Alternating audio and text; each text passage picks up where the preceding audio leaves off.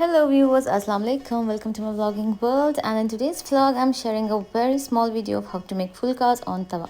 Well, making phulkas is really very easy unless and until you don't cook it for a long time.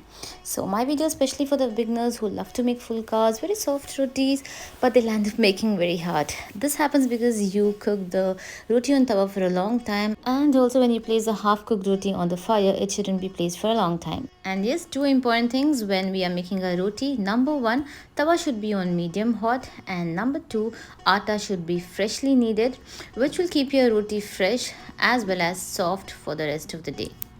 And this is just wow.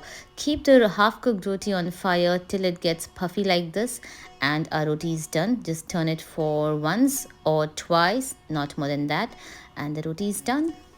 So let's begin to make the phulka. Make sure you have rolled the roti evenly on all the sides, and once placed on the tawa, try to just twist the roti for just about 7 to 8 seconds.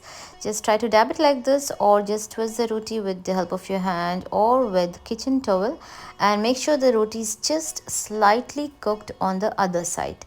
Maximum 7 to 8 seconds, and just once you just finish twisting like this, and if you feel this roti slightly puffing, turn the other side. And now on the other side, roti should be at least 50% cooked. That's half cooked. And when you feel the roti is 50% cooked, turn on the other side directly on the fire and just wait until it just puffs like this, and the phulka is done.